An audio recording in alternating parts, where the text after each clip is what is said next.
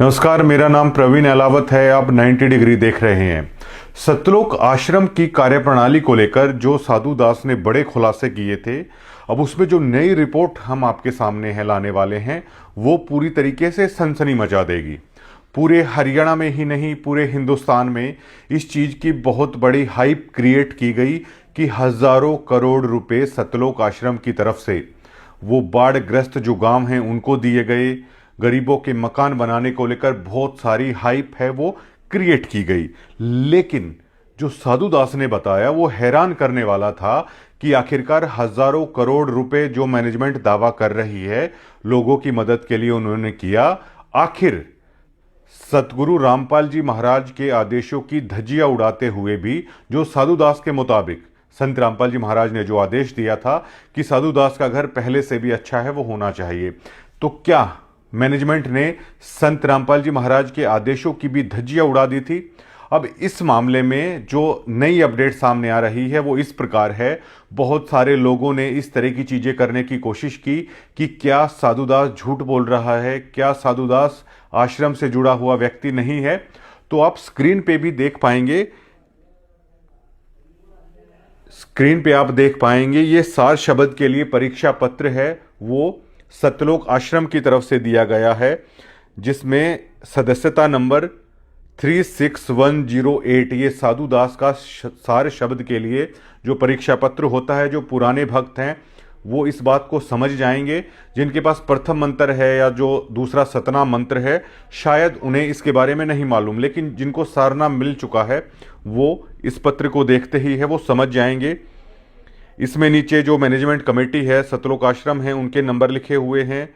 भक्त का नाम साधुदास, पुत्र छाजूराम, आयु 35 वर्ष, पता चुली खुर्द, तहसील आदमपुर, जिला हिसार, हरियाणा। फोन नंबर 9812843478, ये उस दरमियान का है। साधु दास के जब प्रथम मंत्र मिला उसकी इसमें डेट लिखी हुई है 15/2/2014, 11/7/2014 को सतनाम मिला, दूसरा मंत्र मिला, और सारनाम उसके 7 सालों के बाद साधु दास को मिला 19/12/2021 को। इसमें यह भी डाटा लिखा हुआ है कि हिसार तारीख पर वो कितनी बार आए। 120 बार साधु दास हिसार तारीख पर, यानी बरवाला कांड के केस को लेकर जब संत रामपाल जी महाराज की तारीख होती थी तो उस दरमियान भक्तों को बकायदा मैसेज करके बुलाया जाता था। और उसकी अहमियत आप देख सकते हैं कि बकायदा सतलोक आश्रम की तरफ से ये लिखा हुआ है कि वो हिसार तारीख पर कितनी बार आए। 120 बार जो कोर्ट की तारीख होती थी उस पर साधु दास गए। ये बातें पुख्ता सबूत हैं कि कितने पुराने भक्त हैं सतलोक आश्रम से जुड़े हुए साधु दास। इसमें यह भी लिखा हुआ है कि महीने में कितनी बार हैं वो हिसार में आते हैं। ये सार शब्द के लिए परीक्षा पत्र है।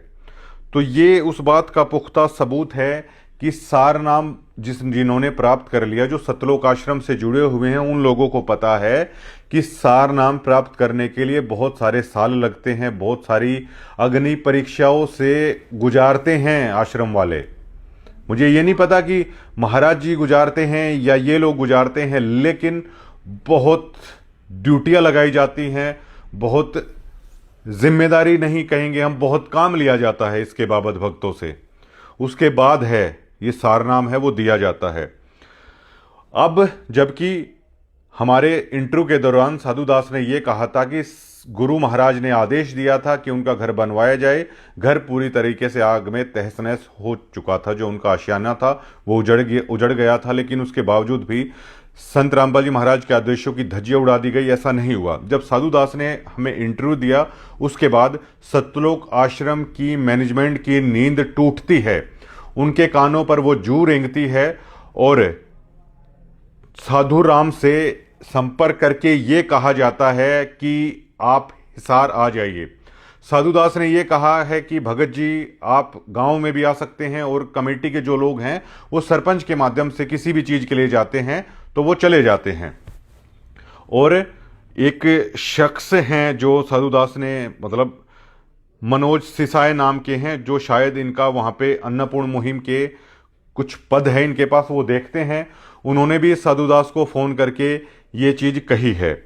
लेकिन आज से 2 महीने पहले साधु दास ने मनोज सिसाए को बकायदा व्हाट्सएप पे ये लिखते हुए ये उन्होंने अपनी मांग रख दी थी इस मैनेजमेंट के सामने कि मुझे आपके घर बनवाने के एहसान की भी जरूरत नहीं है। आहत होकर जब मैनेजमेंट ने उसे बिल्कुल अकेला छोड़ दिया तो आहत होकर उसने कहा मुझे आपकी दरियादिली की भी जरूरत नहीं है, मैंने जितने पैसे हैं आप लोगों पर लुटाए हैं, आप लोगों को दिए हैं, बस भैया वो मेरा पैसा वापस कर दीजिए।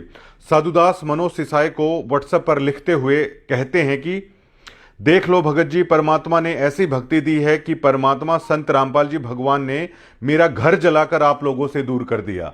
मतलब वो शुक्रिया अदा कर रहे हैं ये कि मेरा घर जला परमात्मा की दया से और मैं आप लोगों से दूर हो गया और आपकी हकीकत परमात्मा ने मुझे दिखा दी। मतलब परमात्मा की दया से जब मेरा घर जला उस कारण मैं आप लोगों से दूर हुआ, आप लोगों की सच्चाई और हकीकत है परमात्मा ने मुझे दिखा दी। और कहा बेटा ये भक्त नहीं है, ये वो हैं कि चंपाकली को 500 मनीराम को 30 और इनके नाम का अंधा है जगदीश। ये गरीबदास जी महाराज की वाणी का जिक्र ये लिख रहे हैं साधुदास। इनके नाम का अंधा है जगदीश, ये परमात्मा को अंधा समझते हैं। मैंने आपसे ये झगड़ा जो खरक में हुआ है होने से पहले ही कह दिया था कि भाई साहब परमात्मा मेरे को अंदर से ऐसी प्रेरणा कर रहा है कि बेटा यहां दान के नाम पर 1 रुपया भी आप मत देना। इसलिए मैंने आपसे कहा भाई साहब मेरे पाठ और ज्योति के पैसे वापस दिलाओ, क्योंकि मेरा पैसा गलत जगह लग रहा है। आपने कहा पर्चियों को व्हाट्सएप करो, मैंने सोच रखा है कि किसी पत्रकार को बुलाकर ये जो चीज़ है, ये गुप्त जो चीज़ है वो सबको पता लगेगा। भाई साहब 2014 से चूली खुर्द में मैंने सबसे पहले नाम दीक्षा ली थी गुरुजियों से। किसी को आज तक मैंने दान के बारे में किसी को नहीं कहा कि मैंने आप लोगों को कितने पैसे दिए हैं। गाड़ियों की किस्त भरने के बाद जो पैसा बचा वो मैंने सारा आश्रम को ही दे दिया, मतलब आप लोगों के हाथ में दे दिया। और 2014 से मैंने परमात्मा के मिशन में भगत जोड़े ही हैं। अब उन भक्तों के फोन आते हैं कि मुझे कहते हैं वो कि भगत जी क्या हुआ, जब आपका घर जल गया था मैं कहता हूं वहां आश्रम में चौधरियों की चलती है, कुछ गरीब भक्तों को तो इन मैनेजमेंट वालों का पता नहीं और कुछ चमचागिरी करते हैं। मेरी तो आपसे यही प्रार्थना है 1 भी रुपया इन मैनेजमेंट वालों के हाथों में मत चढ़ाइए।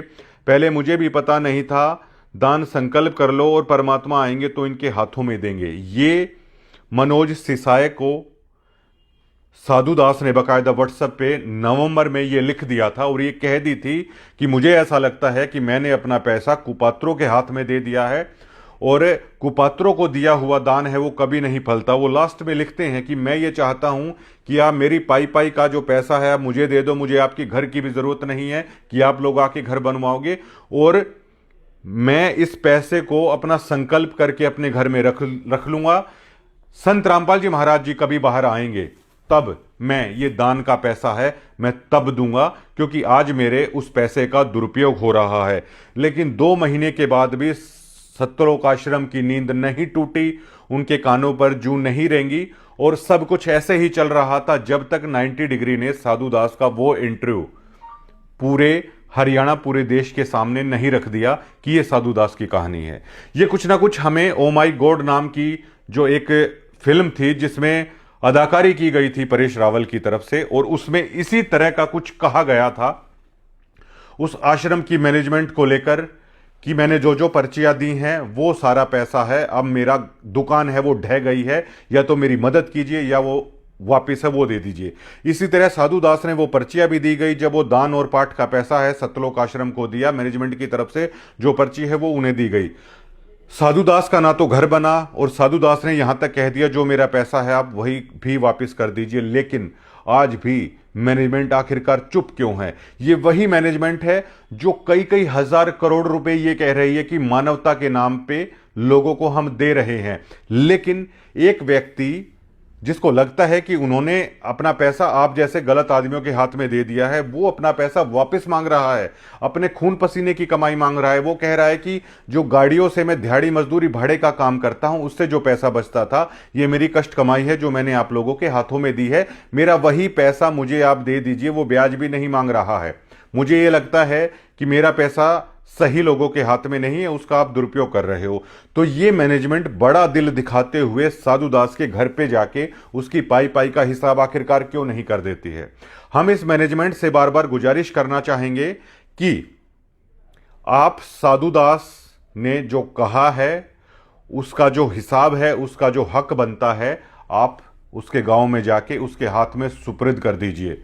आप बड़ा दिल दिखाइए। आप हजारों करोड़ रुपए बहाने का दावा करते हैं, लाखों घर बनाने का आप दावा करते हैं।